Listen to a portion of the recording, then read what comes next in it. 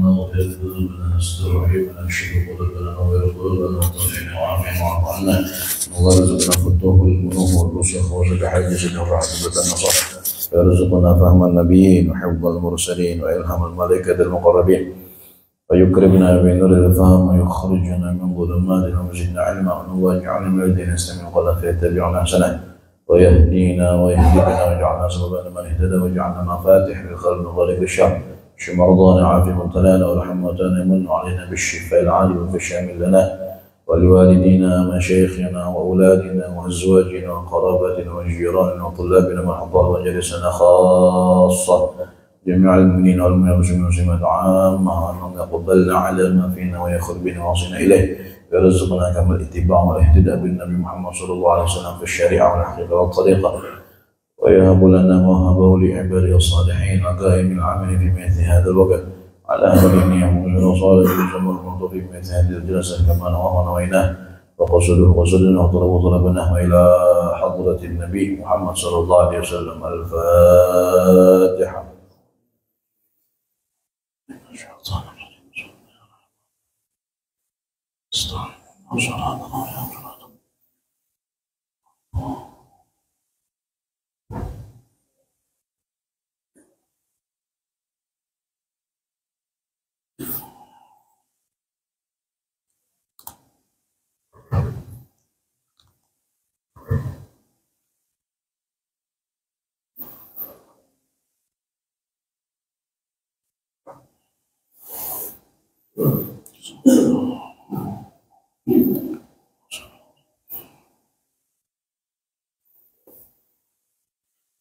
Assalamualaikum warahmatullahi wabarakatuh. Bismillahirrahmanirrahim. Alhamdulillahi rabbil alamin. Wa bihi nasta'inu ala umurid dunya wad din. Sallallahu wa sallama ala sayyidina Muhammadin wa ala alihi wa sahbihi ajma'in. Subhanaka la ilma lana illa ma 'allamtana innaka antal alimul hakim. Rabbi shrah li sadri wa yassir li amri wahlul 'uqdatam min lisani yafqahu qawli. Bijahin nabi wa alihi wa sahbihi amma ba'd. Alhamdulillah, puji dan puji syukur kita haturkan kehadirat Allah Subhanahu wa taala atas limpahan nikmat dan karunia yang Allah Subhanahu wa taala anugerahkan kepada kita. Allah Subhanahu wa taala limpahkan kepada kita semuanya. Alhamdulillah, masih Allah takdirkan kita bisa berkumpul bersama-sama di majelis yang mulia ini, di masjid kita yang kita cintai, yang insya Allah melimpahkan berkah Allah yang banyak ini. Mudah-mudahan tidak satu pun di antara kita kecuali pulang ke rumah membawa ilmu yang banyak, membawa keberkahan yang banyak, dan membawa keridhaan Allah Subhanahu wa taala. Amin ya rabbal alamin. Salawat serta salam tidak lupa pula kita haturkan kehadirat Allah Subhanahu wa taala. Salawat serta salam tidak lupa pula kita haturkan hadirat junjungan kita, kekasih kita, suri tauladan kita, baginda Nabi kita, Nabi besar Muhammad sallallahu alaihi wa ala alihi wa sahbihi wasallam, dan juga kepada keluarga Rasulullah, sahabat-sahabat Rasulullah, dan orang-orang yang meneladani jalan baginda Nabi besar Muhammad sallallahu alaihi wa ala alihi wa sahbihi wasallam sampai hari kiamat nanti. Amin ya rabbal alamin. Hadirin dan hadirat jamaah yang dimuliakan Allah Subhanahu wa taala, syukur alhamdulillah kita masih diperkenankan oleh Allah Subhanahu wa taala diberikan nikmat umur yang insya Allah dibarengi dengan nikmat sehat wal afiah. Tidak terasa kita sekarang sampai lagi di dalam urutan bulan-bulan yang mulia, bulan-bulan yang Allah khususkan melebihi daripada bulan-bulan yang lain, yaitu yang disebut dengan Ashhurul Hurum, bulan yang dimuliakan Allah Subhanahu wa Ta'ala. Dari 12 bulan, 4 bulan yang Allah pilih menjadi Ashhurul Hurum. Di dalam hadis Nabi, beliau menjelaskan itu berurutan, yang satunya terpisah sendirian. Yang berurutan adalah bulan Dzulqa'dah, bulan Dzulhijjah, dan bulan Muharram. Yang terpisah sendirian adalah bulan Rajab Mudhar. Kita sekarang berada di bulan Dzulqa'dah, yang artinya kita sekarang berada di salah satu daripada 4 bulan yang mulia tersebut, yang setiap amal dilipat gandakan oleh Allah Subhanahu wa Ta'ala nih 3 bulan ke depan nih. Khususnya yang menjadi primadonanya adalah bulan Dzulhijjah, terkhusus dari tanggal 1 sampai 10 Dzulhijjah. Mudah-mudahan kita dikuatkan oleh Allah Subhanahu wa Ta'ala untuk bisa menghidupkan bulan-bulan yang mulia ini dengan ibadah-ibadah kita, dan mudah-mudahan bulan-bulan yang agung ini kita bisa mengambil kesempatan sebaik-baiknya untuk mengharapkan ampunan dari Allah melalui taubat-taubat kita. Amin ya rabbal alamin. Pada satu kesempatan Rasulullah Shallallahu Alaihi Wasallam beliau berkhutbah. Di dalam khutbahnya Nabi menyampaikan, Ya ayyuhan nas, inna allaha farada alaikumul hajja fahujju.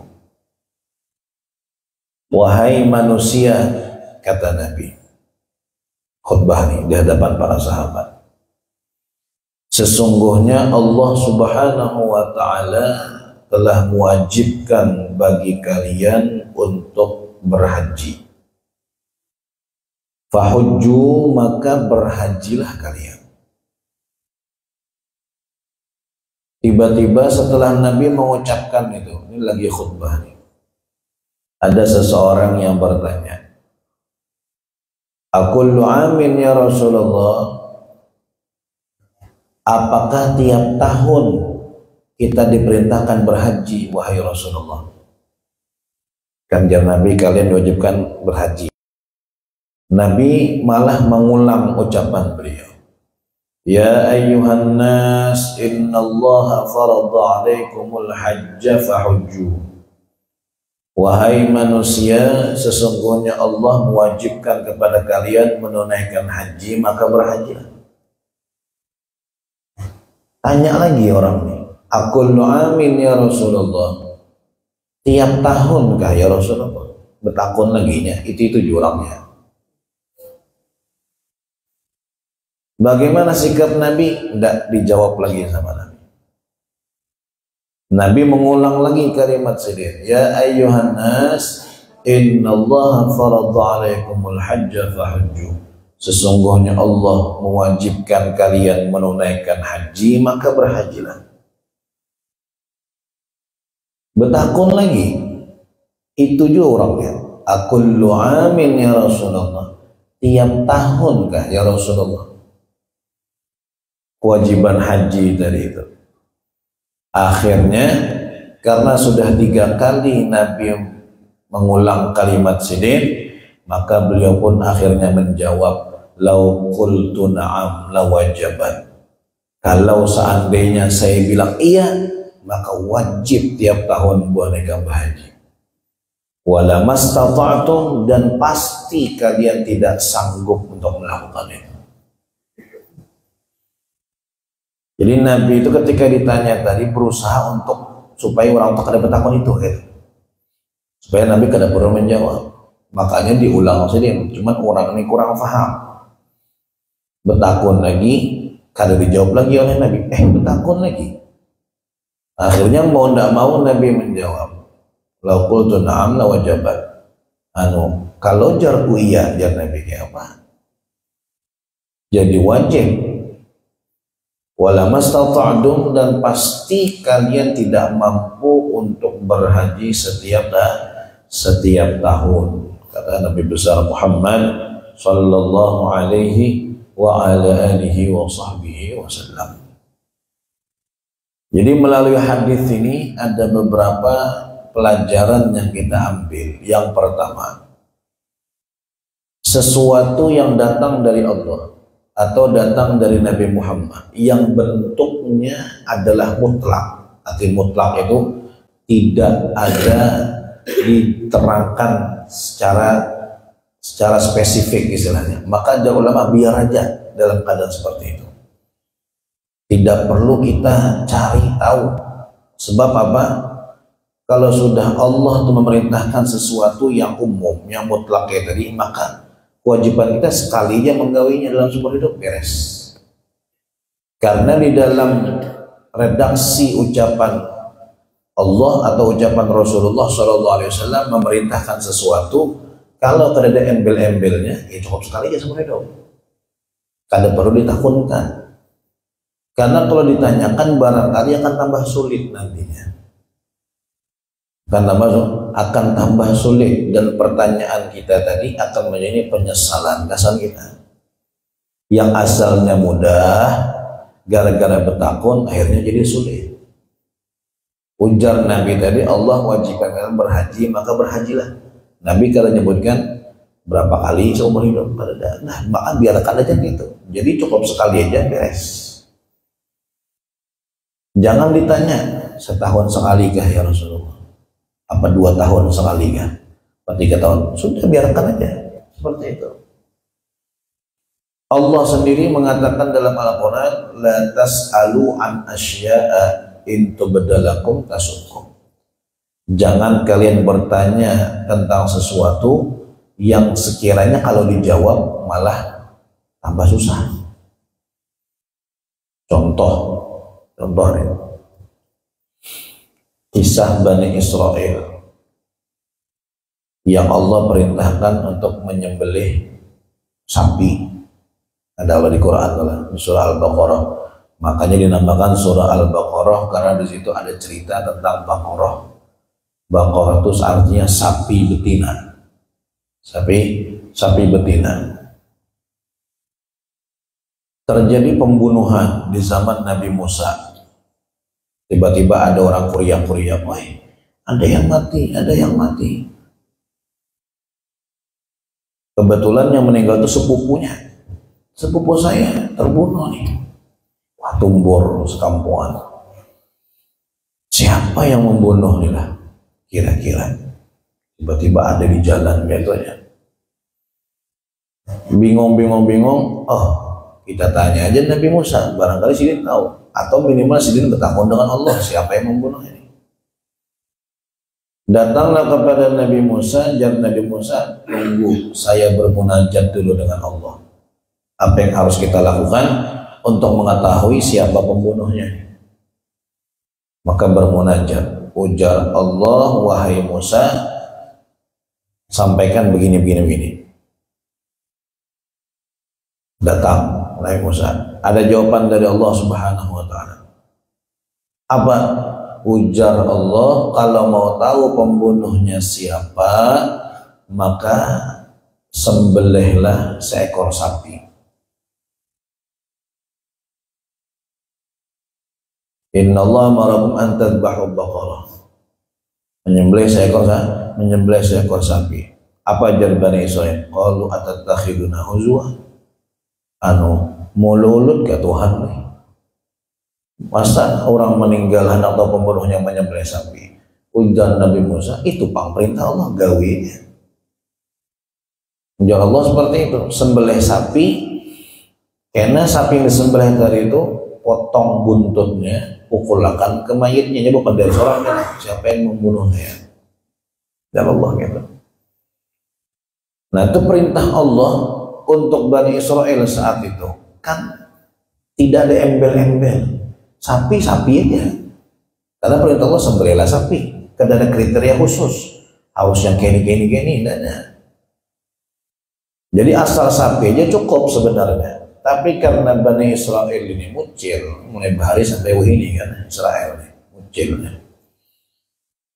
Betakun, takunkan pang dengan Tuhan. Sapinya tuh tuhara, anumra, pasedang lah. Padahal aslinya Allah kadada harus ada kriteria, tapi karena betakun, aja Allah kupersulit nih, tiwas betakun. Coba harus betakun bebarang aja sapi yang mana kan. Akhirnya ujar Allah apa? Harus sapi yang la faridun wala bikrun awanum baina dzalik faf'alu ma tu'marun. Sapinya lah jangan yang tuha, jangan yang terlalu tengah-tengah. Waduh, alih dah cari kayak apa. Masanya ada KTP-nya sapi ini ya apa tahu. Memang ada orang yang mengingu mulai halus tahu ini umurnya sedang kan ya. Sudah nih agak sulit dah nih. Gara-gara betakun akhirnya Allah kasih kriteria yang sedang-sedang. Tapi ngarannya mucil tadi betakun pulang. Sampai tadi hilang kah, putih kah, coklat kah, apakah? Nah, jab Tuhan betakun pulang, ku persulit lagi. Akhirnya ujar Allah, in qalu du'u lana rabbaka yubayyin lana ma lanuha qala innahu yaqulu innaha baqaratun safra faqi'un launuha tasurrun nadhirin. Carikan sapi yang warnanya kuning, ngalih jadi warna kuning kan, kuning keemasan yang kalau setiap orang melihat tuh pasti mengatakan bagus. Jadi yang sekiranya orang tuh bila-bila pasti senang. Kan tambah ngalih akhirnya. Sebabnya apa? Betakun tadi dah. Padahal cukup apa jar Allah tuh gawi aja langsung. Betakun. Yang sedang, yang warnanya kuning, yang nyaman dilihat. Ngalih sudah itu. Tapi saking mucilnya betakun pula. Takun bukan orang yang spesifik lagi kayak apa sapinya nih. Akhirnya tambah dipersulit oleh Allah. Qalu lana rabbaka yubayyin lana ma hiya. Innal baqarata tashabaha alaina wa inna insyaallah muhtadun. Qala innahu yaqulu inna baqaratul la dhalulun tuthirul arda wa la tasqil harth musallamatul la syiyama fiha. Ujar Allah sapinya harus sapi yang mulus, tidak ada lecet sama sekali sawakan. Kemudian kada pernah dipakai untuk membajak sawah, kada pernah dipakai untuk membawa barang. Jadi bujur-bujur sapi yang belum pernah begawi sama sekali. Kada katanjal nih dapatnya. Akhirnya sudah cari keliling, kada dapat sapi itu. Coba dari awal bebarangannya sapi yang mana?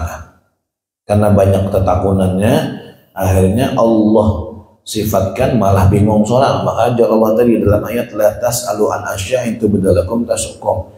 Jangan bertakun tentang sesuatu yang kalau dijawab oleh Tuhan tambah mengalihkan, tambah menyusahkan kamu. Akhirnya keliling-keliling dapat sapinya yang berisi seorang anak yatim ditinggal abahnya hidup dengan mamanya, seorang anak yang berbakti dengan kuitan luar biasa, tidak pernah melakukan sesuatu kecuali sesuai dengan perintah mamanya. Anak ini tidak pernah geser sedikit pun perintah itu tidak pernah. Apa jar mamanya itu pang sudah. Karena kadada biaya hidup, ujar mamanya, nak di hutan tuh nakai ada sapi kam, peninggalan abah, warisan abah, ambil jual ke pasar, jual ke pasar. Di mana? Di situ. Selawasannya di hutan lah, iya. Ada yang mengambil, memang tidak bisa. Tiap orang mengambilnya liarnya. Tapi itu, jadi tidak ada yang bisa nangkap. Kecuali si anak itu tadi kan ampunnya memang. Tulangnya ke hutan, dapat sapi, diambilnya, diikatnya. Nah, jangan mamanya. Tulang ke pasar, jual nakai sapi itu dengan harga 2 dirham, 2 dinar pada masa itu.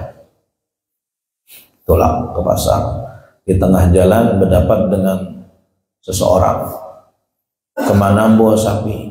Ke pasar. Anak dijual kah? Dijual. Berapa? 2 dinar. Ujar orang tadi, kutukari 4 dinar.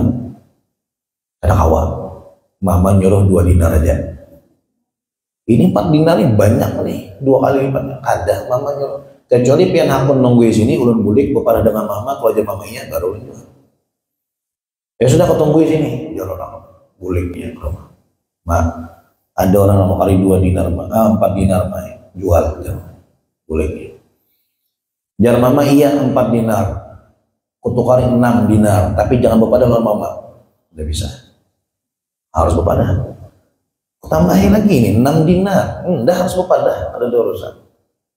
Aku kan nungguin udah bepada lo, iya sudah aku tungguin. Baik. Ma, ujar orangnya main 6 dinar. Nah, kenapa dinaikkannya pulang? Kayak apa mas, setuju kah? Ini naknya nyata lain manusia dari. Pasti lain manusia itu. Kalau ikam ketemu, takuni apa gerak kehendaknya, sapi ini dijual kah ada? Mamanya pintarnya. Nah, ketemu. Apa jar mama? Setuju kah? Jar mama maunya pian sapi ini dijual kah ada? Rupanya malaikat utusan Allah. Mamanya faham lah ini.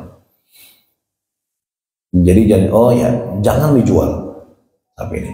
Sampai kena orang-orang datang menawar sapi ikam, baru ikam jual seharga emas sebanyak luasnya kulit sapi ini. Jadi saya sapi dikuliti, kulitnya diampar, emasnya segitu, baru jual. Bilang ada, jangan dijual. Oh ya nggak boleh. Kalau jadi masa bujur, hanya Bani Israel tadi cari-cari dapat sapi dengan anak tadi. Berapa harganya? Pokoknya sebanyak kulit sapi ini emasnya. Kan tambah kali orang Bani Israel tadi itu. Kebanyakan takun dari itu bang sudah. Akhirnya sapi yang dimaksud satu-satunya aja ada lagi dan harganya mahal gitu. Paksa urunan nukar itu. Nukar sapi tadi, ditukar sapinya beres sesuai dengan perintah Allah, dipotong dipotong buntutnya, dipukulkan ke jenazah tadi, bangun jenazah, bangun nih. Siapa yang membunuh kamu? Sebutkan orangnya. Ujar yang jenazah tadi, yang membunuh aku tuh orangnya. Ternyata yang sepupunya yang berkuriak pertama tadi itu. Yang kisah kepada, ada orang terbunuh, baliknya orangnya. Untuk menutupi jejaknya, pura-pura inya yang dapat berdahulu, inya yang ampun duluan, padahal inya yang membunuh sepupunya seorang tadi itu. Dari kisah ini banyak pelajaran, makanya Allah abadikan dalam Al-Quran, surah Al-Baqarah, bahkan jadi satu nama surah Al-Baqarah, surat tentang sapi betina. Jadi menceritakan tentang kemucilan Bani Israel dan binasanya mereka gara-gara banyak takut dengan Tuhan, dan bagaimana keutamaan anak yang berbakti kepada orang tua dengan orang tuanya. Kembali kepada pembahasan kita yang pertama. Ujar Nabi tadi, innallaha faradha alaikumul hajja fahajju. Allah wajibkan kepada kalian berhaji, maka berhajilah. Sampai situ ucapan Nabi. Jangan ditakuni maksud Nabi berapa kalinya cukup. Itu gawi aja dah. Jadi sekali seumur hidup cukup. Cuman orang ini nanya terus, tiap tahun kah ya Rasulullah? Tiap tahun kah? Akhirnya Nabi mengatakan, lau qultu na'am la wajabat. Kalau jaraku iya, apa habar buah nikam, sanggupkah kira-kira? Pasti kada sanggup.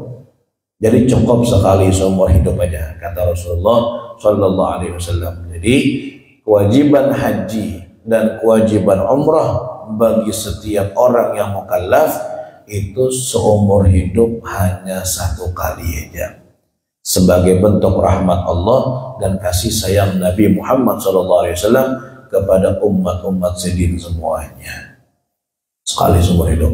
Lebih daripada itu maka hukumnya adalah sunnah. Hajinya haji sunnah, umrahnya juga umrah sunnah. Jadi termasuk salah satu amaliyah yang dahsyat, yang luar biasa dalam syariat kita, yaitu adalah melaksanakan ibadah haji. Wah, luar biasa. Luar biasa. Sampai-sampai dalam satu hadis Nabi kita bersabda, al-hajjul mabrur laisa lahul jaza illal jannah. Haji yang mabrur itu tidak ada balasan yang pantas untuk didapatkan terkecuali adalah surga. Itu aja balasan yang paling pantas bagi orang yang hajinya mabrur. Kayak caranya supaya haji mabrur? Apa sih maksud haji mabrur itu? Jar ulama, haji mabrur itu wa huwa alladhi la yukhalitu ithmun min hini ihrami ila hini tahallulih. Haji mabrur itu adalah haji yang orang menggawinya dari awalnya berihram. Orang berihram itu tanggal 8 ke 9 lah. Kurang lebih sekitar itulah. Sampainya tahallul tidak ada melakukan dosa sama sekali tengah-tengah itu. Bujur-bujurnya ibadah aja ibadah, bilanya tabahual dengan orangnya sabar, tidak mengejek orang, tidak merendahkan orang, tidak menggibah orang dari awal dia ihram sampai dia selesai tahallul. Nah, ini haji mabrur. Kurang lebih 5 hari lah orang berihram haji itu kurang lebih. Ada lagi yang mengatakan waqila haji mabrur wal maqbul. Haji yang mabrur itu adalah haji yang makbul, yaitu apa? Wa huwa ayya'mala jami'al arkan wal wajibat was sunan ma'a tarki jami'al ma'asi. Menurut pendapat yang kedua lebih ngalih lagi haji mabrur itu. Apa? Yaitu orang yang mengamalkan semua rukun, pastilah. Rukun ini kalau paling geser-geser. Wal wajibat dan semua yang wajib-wajib, was sunan dan semua yang sunnah-sunnah.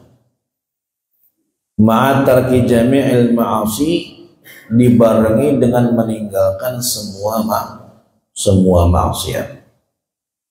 Lebih ngalih lagi yang kedua. Yang pertama tadi, yang penting intinya jangan melakukan dosa gitu aja. Kalau menurut pendapat yang kedua, kada sekedar jangan meninggalkan dosanya, tapi harus sempurna rukun, wajib dan sunnahnya juga digawe semua. Lebih susah lagi. Min bidayatul ihram ila tahallul tsani, itu dilakukan dari awal dia berihram sampai dia tahallul yang kedua. Kalau haji kan ada 2 kali tahallul. Tahallul pertama dan tahallul kedua. Kalau umrah sekali aja. Haji 2 kali. Ma'al ikhlas wa hilin nafaqah, dibarengi dengan ikhlas dan biaya nafkah yang halal yang dipakainya tulang untuk berangkat haji tadi. Tapi definisi haji mabrur menurut ulama yang kedua ini lebih ngalih dari yang pertama. Tapi yang jelas kita tulak berangkat haji, berusaha semaksimal mungkin bagaimana cara menghindari segala maksiat yang kita ketahui, kemudian sangka baik, insya Allah Allah terima haji kita. Itu jadi saat ada orang bulik berhaji, kita sangka baik Allah jadikan haji yang mabrur. Kenapa? Karena barangkali mungkin si fulan itu hajinya kada mabrur, tapi berkat inya ketemu dengan haji mabrur, Allah kontakkan yang jadi mabrur juga. Itu akhirnya banyak yang seperti itu nanti. Karena umat Rasulullah itu saling terkoneksi satu dengan yang lain, saling menguntungkan satu dengan yang lain. Bilanya seikong kada makbul, tapi yang seikong makbul, gara-gara yang makbul ini Allah akan jadikan ini juga makbul ya. Itu terjadi, itu pernah diceritakan seorang wali min auliyaillah mendengar percakapan malaikat ketika di Arafah, turun malaikat. Ya Allah hendak membuktikan kepada si wali ini. Jar si ikong malaikat tanya, berapa jumlah haji ini? Jumlah haji ada berapa? Banyak, jutaan. Ada sekitar 6 juta jumlah haji. Berapa yang Allah terima dari jutaan ini? 6. namanya, sisanya tidak diterima. Dari jutaan yang betul-betul Allah terima hanya 6. 6 aja, 6 aja. Sisanya kan? Sisanya enggak. Tapi ujar malaikat tadi, berkat yang 6 ini, doa-doanya Allah terima semuanya. Berkat yang 6 tadi. Berkat 6 orang yang diterima oleh Allah hajinya, doa-doa mereka, maka semua yang jutaan tadi akhirnya diterima juga berkat yang 6 tadi. Itu hebatnya umat Nabi Muhammad SAW. Kebaikan itu berbawaan. Maka yang berangkat haji kan, banyak para ulama, para solehin, para aulia, para wali-wali tiap tahun kadang mungkin bubuhnya itu berdoa ke sendiri seorang aja, ada mungkin pasti mendoakan untuk semua jamaah haji khususnya dan semua kaum muslimin yang ada di seluruh dunia ini.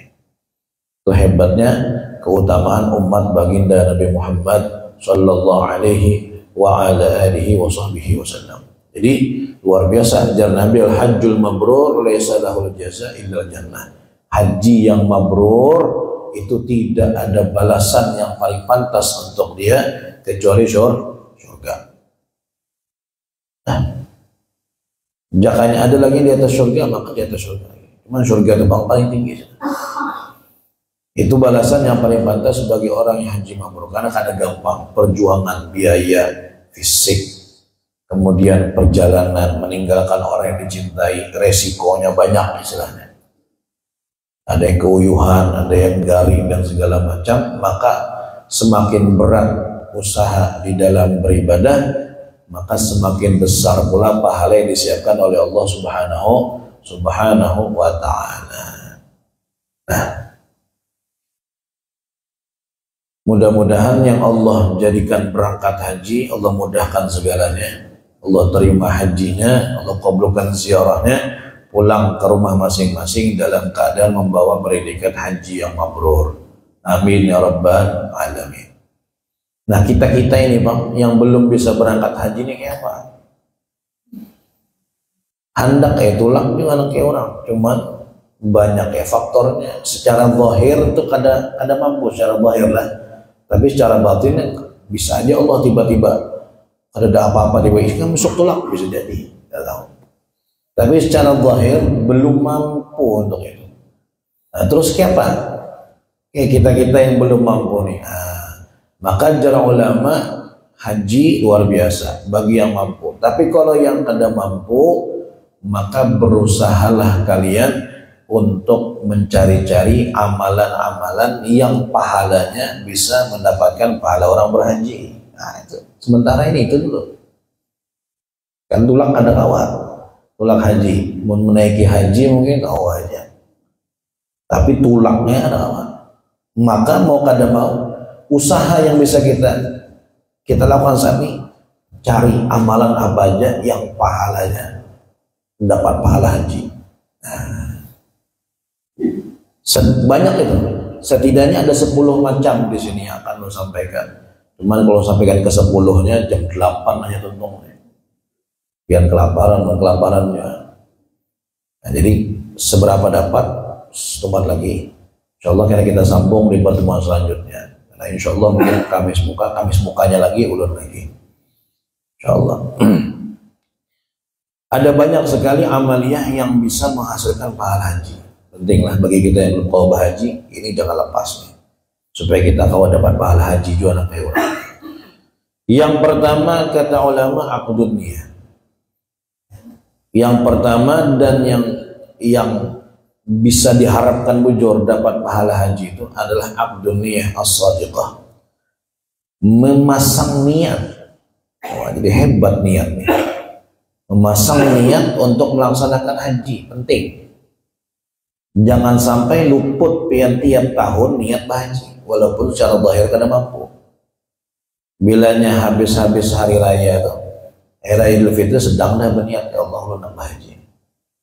Saya niat mau berhaji tiap tahun, maka pian dapat pahala haji melalui jalur niat tadi.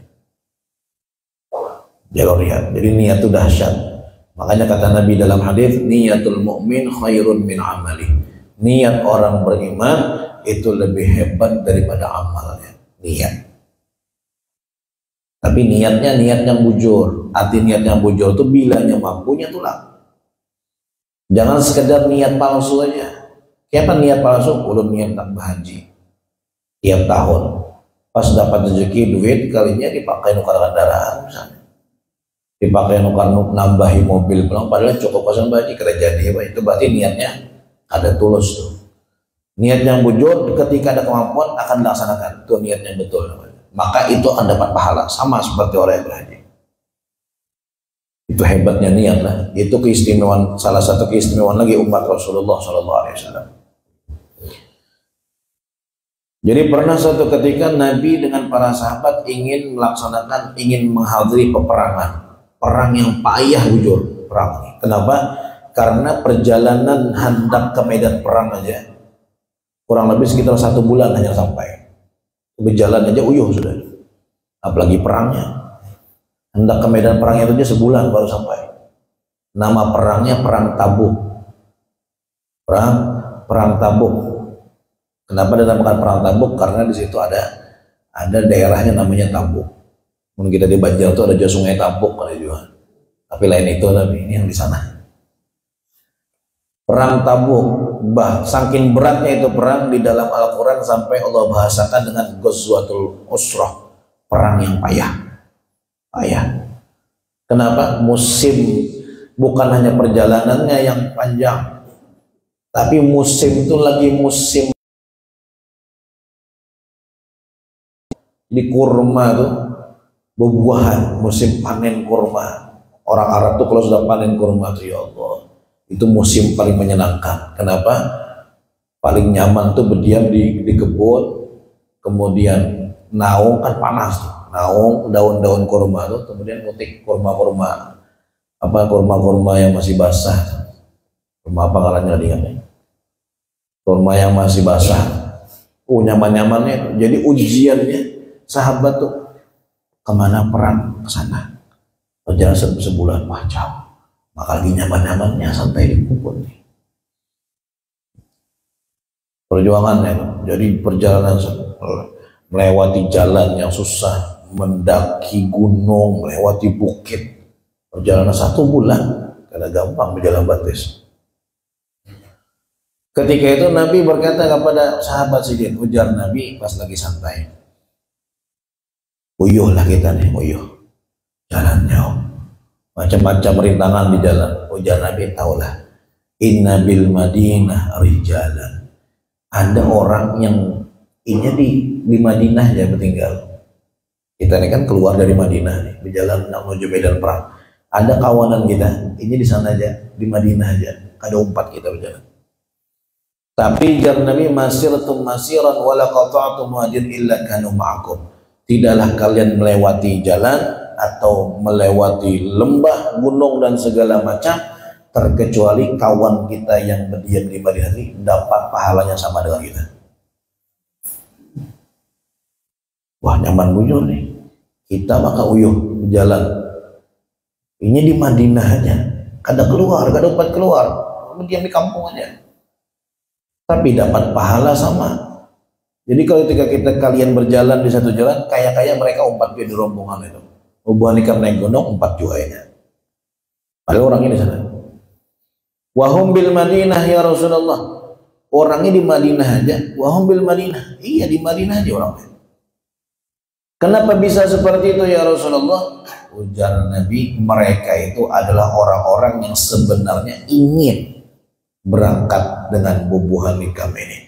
Cuma habasahumul uzur, mereka terhalang oleh uzur. Nggak ada. Pengen tapi kada kawa, ada yang sakit, ada yang biaya kada ada. Karena para sahabat tuh bari perang itu biaya seorang. Beli pedang sendiri, beli baju perang sendiri, beli kendaraan sendiri, bekal makan seorang. Jarang-jarang ada yang nyumbang nukarkan baju perang tuh, jarang-jarang. Yang ada modal seorang. Jadi yang kada ada modal, kada kaupat perang.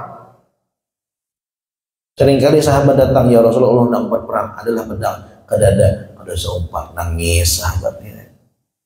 Ada biaya, ada bala ingin. Nah, mereka itu orang-orang yang sebenarnya ingin bergabung dengan kita, tapi mereka terhalang oleh uzur, sehingga itu dihargai oleh Allah Subhanahu wa taala. Keinginan kuat yang ada dalam diri mereka itu niat tadi itu. Niat, maka Allah beri pahala sama seperti pahala kalian. Masya Allah. Jadi niat itu yang pertama. Pian berniat hendak berhaji tiap tahun. Jadi orang bolehkan haji, pian dapat juga pahala haji dengan niat. Cuman saya ini banyak dilupakan oleh orang-orang kaum muslimin. Niat berhaji nih, pasang niat ya, hendak berhaji tahun ini. Tahun muka kita pulang hendak berhaji tahun ini. Yang pertama. Yang kedua amalannya apa? Al-muhafadzah ala sholatil fardhah fil masjid. Senantiasa menjaga sholat wajib di masjid. Bilanya sembahyang ke masjid, sholat wajib nih, zuhur, asar, maghrib, isya, subuh, itu termasuk amalan yang pahalanya seperti pahala orang berhaji.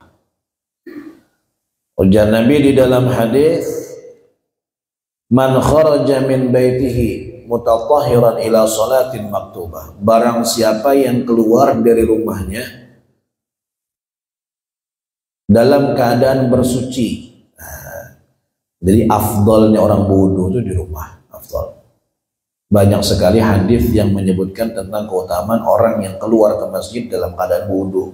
Berarti wudu di rumah, ke masjid tinggal sholat aja lagi. Ya, kecuali batal misalnya, atau baju mati di rumah, ada wajib paksa. Tapi kalau nyanu aja, wudu di rumah. Barang siapa yang keluar dari rumahnya dalam keadaan bersuci, ila sholatin maktubatin, untuk mengerjakan sholat yang wajib, fa'ajruhu ka'ajril hajil muhrim, maka pahalanya, ujar Nabi, seperti pahala orang yang berhaji dalam keadaan berihram. Masya Allah. Di pian yang sholat di masjid, sholat di waktu itu tiap kali sholat itu dapat pahala haji, seperti pahala haji orang yang berihram. Ada ulama yang mengomentari, maksudnya adalah dari segi diberikan pahala oleh Allah mulai berangkat sampai pulang, persis kayak haji. Orang haji itu mulai pulang dari rumah sampainya balik ke rumah itu 40 hari, tiap hari dicatat pahala terus. Kayak itu juga orang yang pergi ke masjid, mulai awal dia melangkah kaki keluar rumah sampai ke masjid, sampai balik ke rumah itu dicatat pahala. Jadi samanya dari segi itu menurut sebagian. Tapi menurut sebagian yang lain bukan gitu, tapi persis pahala haji. Nah, kayak orang berhaji, mirip. Tidak ada bedanya. Alhamdulillah. Jadi sering-seringlah ke masjid untuk melaksanakan sholat. Masalah sholat di masjid, jangan di rumah, masjid. Pahalanya beda, fadilahnya berbeda. Waduh, jauh. Perbedaannya sangat jauh. Wallahu a'lam bishawab. Insyaallah akan kita lanjutkan di pertemuan selanjutnya. Ini baru yang kedua, ketiga, keempat, kelima sampai ke 10. Ada 10 nih. Nah, kita berharap kita bisa mengumpulkan pahala haji yang sebesar-besarnya, sebanyak-banyaknya. Di dalam hadis Nabi SAW bersabda, ujar Nabi, ada seseorang ketika diserahkan buku catatan amalnya, dibuka, berhaji sekian ratus kali. Ya Allah, ini salah julung Pak kitab nih. Ada. Ujur tuh kitab ini namanya. Oh iya, punya saya. Ini pahala haji ini datang mana? Ulun jangan kena ratusan kali sekali, jangan pernah haji. Umur itu datang mana dapat ratusan nih. Nah, itu yang kita harapkan. Tiba-tiba pas kita terima buku catatan sekian ribu kali. Ulun kira pernah berhaji, iya, tapi kan banyak menggawi amalan yang pahalanya pahala haji. Kan sembahyang di masjid harus kalau inggih. Kamu niat tiap tahun berhaji, inggih, pahalanya. Itu pahalanya. Insyaallah akan kita lanjutkan di pertemuan selanjutnya. Mudah-mudahan panjang umur, sehatul afiyah. Allah berikan kami yang bermanfaat untuk ulun pribadi dan pian semuanya. Mudah-mudahan Allah jadikan kita orang yang bisa mengamalkan ilmu dari majelis manapun yang kita hadiri, dari guru siapapun yang kita ambil, ilmu kita ilmu yang bermanfaat dunia dan akhirat, bisa kita ajarkan pula kepada anak keturunan kita. Semoga Allah berkahi kita semuanya, Allah berkahi ilmu kita, amal kita, kemudian rezeki yang Allah berikan diberkahi oleh Allah. Mudah-mudahan kita doakan semua kaum muslimin yang melaksanakan ibadah haji pada tahun ini, khususnya guru-guru kita yang berangkat untuk melaksanakan ibadah haji, mudah-mudahan diberikan kesehatan, keafiatan, kesempurnaan di dalam melaksanakan setiap manasik, setiap masyair, dan semoga Allah jadikan haji mereka haji yang mabrur, dicatat perjalanannya perjalanan fisabilillah. Dan kita yang belum bisa berangkat, mudah-mudahan tahun muka atau tahun mukanya lagi Allah berikan kemudahan, bisa berangkat juga, bisa ziarah makam Nabi, bisa tawaf di Baitullah, bisa wukuf di Arafah, mabit di Muzdalifah, di Mina, ngelatar jumroh, dan semuanya insya Allah kita bisa lakukan juga di tahun-tahun yang akan datang. Dan mudah-mudahan dimurahkan rezeki oleh Allah, kita bisa berkorban pada tahun ini semuanya. Amin ya rabbal alamin. Ala hadiniyah wa kulli ma nabi sallallahu alaihi wasallam wa la hadratin nabi Muhammad sallallahu alaihi wasallam. Al-Fatihah. Alhamdulillah rabbil alamin. Iyyaka na'budu wa iyyaka nasta'in. Ihdinas siratal mustaqim. Amin. Bismillahirrahmanirrahim. Alhamdulillah rabbil alamin. Wassalatu wassalamu ala asyrafil anbiya'i wal mursalin sayyidina maulana Muhammadin wa ala alihi washabihi ajma'in. Allahumma iftah alaina futuhal arifin, faqihna fid din, 'allimna tawil, wa hadina ila sawa'is sabil, wa ja'alna min al-'ulama al-'amilin siratal mustaqim. Allahumma akrimna bi nuril fahm wa akhrijna min dhulumati wa zidna 'ilma. ربنا اتنا في الدنيا حسنه وفي الاخره حسنه وقنا عذاب النار. صلى الله على سيدنا محمد وعلى اله وصحبه وسلم بفضله. سبحان ربك رب العزه عما يصفون. سلام على المرسلين والحمد لله رب العالمين. Dari ulun kurang minta maaf, salah-salah kata, kepanjangan, minta halal, minta ridha. Hada minni wal afu minkum. Assalamualaikum warahmatullahi wabarakatuh.